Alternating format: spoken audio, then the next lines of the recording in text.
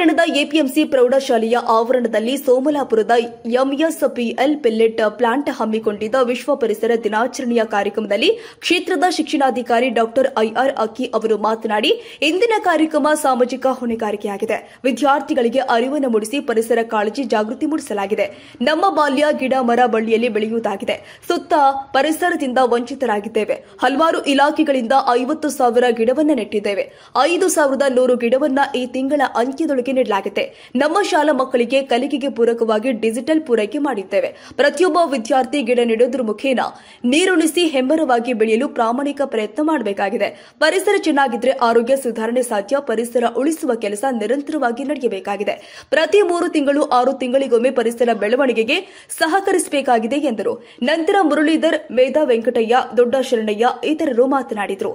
ಕಾರ್ಯಕ್ರಮದಲ್ಲಿ ಎಸ್ಟಿಎಂಸಿ ಅಧ್ಯಕ್ಷ ಪರಶುರಾಮ್ ಕೆ, ಮಧುಸೂದನ್, ಪುರಸಭೆ ಮುಖ್ಯಾಧಿಕಾರಿ ಜಯಣ್ಣ ಕೆ, ಮುರಳೀಧರ್, ದೊಡ್ಡ ಶರಣಯ್ಯ, ರಮೇಶ್, ನಳಿನ, ಉರ್ದು ಶಾಲೆಯ ಶಿಕ್ಷಕಿ ವೆಂಕಟೇಶ್ ಬಿ, ವೆಂಕಟರಮಣ ರೆಡ್ಡಿ, ವೆಂಕಟಯ್ಯ, ಮೆಹಬೂಬ್ ಬಾಷಾ ಇತರರು ಉಪಸ್ಥಿತರಿದ್ದರು.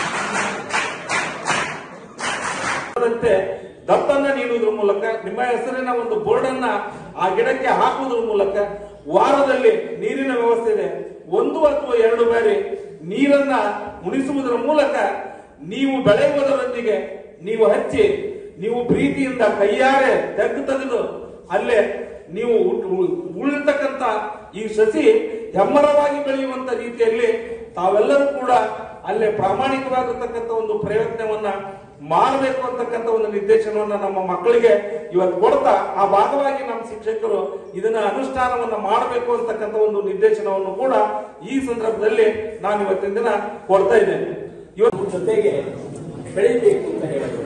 ಈಗ ನನಗೆ ಗೊತ್ತಿರೋ ತರ, ನಾವು ಹುಟ್ಟಿದಾಗ ನಮ್ಮ ಸಂಸ್ಕೃತಿನಲ್ಲಿ ನಮ್ಮ ತಂದೆ ತಾಯಿಯವರು ಹಳ್ಳಿನಲ್ಲಿ ಒಂದು ತೆಂಗಿನ ಮರನ, ನೀನು ಹುಟ್ಟಿದಾಗ ನೋಡಪ್ಪ ಈ ತೆಂಗಿನ ಮರನ ನಾನು ನೆಟ್ಟಿರೋದು ಅಂತ, ಅದನ್ನ ನಮ್ಗೆ ಇದು ನಾನು ಹುಟ್ಟಿದಾಗ ಅಂತ, ನನಗೆ 55 ವರ್ಷ ಆಯ್ತು, ಅದೇ ತರ ನನ್ನ ಆ ಮರಕ್ಕೂ 55 ವರ್ಷ ಆಗುತ್ತೆ. ಅಂದ್ರೆ ಇದು ಒಂದು ಸಾಂಕೇತಿಕವಾಗಿ ನಾವು ಏನು ಈ ಪರಿಸರವನ್ನ ನಮ್ಮ ಜೊತೆಗೆ ತಗೊಂಡೋಗೋದು, ನಾವು ಪರಿಸರ ನಮಗೆ ಎಲ್ಲವನ್ನು ಕೊಡುತ್ತೆ ಅಂತ ಆ ಒಂದು ದೃಷ್ಟಿನಲ್ಲಿ ಒಂದು ನಮ್ಮ ಸಂಸ್ಕೃತಿನಲ್ಲೇ ಈ ಪರಿಸರಕ್ಕೆ ಬಹಳ ಸ್ಥಾನವಿದೆ. ಮತ್ತೆ ನಮ್ಮ ಈ ಒಂದು ಆಚರಣೆಯಲ್ಲೂ ಸಹ ನಾವು ಯಾವುದೇ ಒಂದು ಕಾರ್ಯಕ್ರಮಗಳಲ್ಲಿ ನಾನು ಹಳ್ಳಿಯಿಂದ ಬಂದವನು, ಹಳ್ಳಿನಲ್ಲಿ ಇದ್ದವರು, ಅದೇ ತರ ಇವತ್ತು ಯಾವುದೇ ನಾನು ಹಿಂದಿನ ಪ್ರೋಗ್ರಾಮ್ಗಳನ್ನು ನಾನು ನೋಡಿದ್ದೀನಿ. MSPL ಅವರು ಲಾಸ್ಟ್ ಟೈಮ್ ಹೊಸಪೇಟೆಯಲ್ಲಿ ಸರ್ಕಾರಿ ಶಾಲೆಯಲ್ಲಿ ಈ ಒಂದು ಕಾರ್ಯಕ್ರಮವನ್ನು ಆಯೋಜಿಸಿ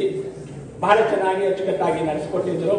ಅದೇ ತರ ಇವರು ಈ ಒಂದು ಇವಾಗಲೂ ಇವತ್ತಿನ ಒಂದು ಕಾರ್ಯಕ್ರಮವನ್ನ ಈ ಸಂಸ್ಥೆಯಲ್ಲಿ ಅಂದ್ರೆ ಸರ್ಕಾರಿ ಶಾಲೆಯಲ್ಲಿ ಆಯೋಜನೆ ಮಾಡಿರೋದು ಬಹಳ ಸಂತೋಷವಾಗಿದೆ. ಈ ತರಹದ ಕಾರ್ಯಕ್ರಮಗಳನ್ನ ಹೆಚ್ಚಿನ ರೀತಿಯಲ್ಲಿ ಅವರು ನಡೆಸಲಿ. ಮತ್ತೆ ಮಕ್ಕಳಲ್ಲಿ ಒಂದು ಪ್ರೇರಣೆ, ಈಗ ಜ್ಞಾನ, ನಾಲೆಡ್ಜ್ ಇಸ್ ಸ್ಟ್ರೆಂತ್ ಅಂತ ಯೂಸ್ ಮಾಡಿ ನೆಕ್ಸ್ಟ್ ಅಗೇನ್ ಫಿಲ್ ಮಾಡ್ಕೊಂಡು ಯೂಸ್ ಮಾಡ್ತಾ ಇರಬೇಕು. ಅವಾಗ ನೀರು ಯೂಸೇಜ್ ಜಾಸ್ತಿ ಆಗ್ತದೆ. ನೀವು ವೇಸ್ಟ್ ಆಗಿ ನಾಲಲ್ಲಿ ಚೆಲ್ಲಿ ಬಿಟ್ಟಿದ್ರೆ ಏನಾಗ್ತದೆ, ನೀರೆಲ್ಲ ಹೋಗ್ಬಿಡ್ತವೆ. ನೀವು ಒಬ್ಬೊಬ್ಬರು 1 ಲೀಟರ್ ಎವ್ರಿ ಡೇ ಸೇವ್ ಮಾಡಿದ್ರೆ ಎಷ್ಟಾಗ್ತದೆ, ಹೌದಲ್ಲ? ಅದಕ್ಕೋಸ್ಕರ ಆ ಥಿಂಕಿಂಗ್ ನಲ್ಲಿ ನೀವು ಬರಬೇಕು. ನಿಮ್ಮ ಮನೆಯಲ್ಲಿ ನೀವು ಮಾಡೋ ಎವ್ರಿ ಕೆಲಸದಲ್ಲಿ ನೀವು ಥಿಂಕ್ ಮಾಡಬೇಕು ಎನ್ವಿರಾನ್ಮೆಂಟಲ್ ಬಗ್ಗೆ. ಈ 3 ವಿಷಯ ನೀವು ತಿಳಿಸ್ಕೊಂಡು ಅದು ಇಂಪ್ಲಿಮೆಂಟ್ ಮಾಡಿದ್ರೆ automatically that is going to be the big effect on environment. ಅದಕ್ಕೋಸ್ಕರ ನಾವು ಚಿಕ್ಕದೇ ಈ 3 ವಿಷಯ ಮಾತ್ರ ನೀವು ತಿಳಿಸ್ಕೊಂಡು ಚಿಕ್ಕದು ಮಾತ್ರ ಮಾಡಿ ನಿಮ್ಮ ಕೈಯಲ್ಲಿ ಆಗ್ತದೆ ಇದು ಮಾಡಕ್ಕೆ.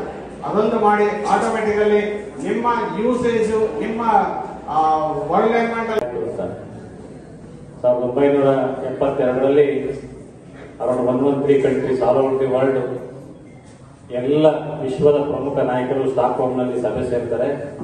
ಆ ಸಭೆ ಸೇರಿದ ಒಂದು ಟಾಪಿಕ್ ಹ್ಯೂಮನ್ ಎನ್ವಿರಾನ್ಮೆಂಟ್. ಏನ್ ಹ್ಯೂಮನ್ ಎನ್ವಿರಾನ್ಮೆಂಟ್ ಅಂದ್ರೆ ಮಾನವ ಮತ್ತು ಪರಿಸರ. ಪರಿಸರ ಇಲ್ಲದೆ ಮಾನವ ಇಲ್ಲ.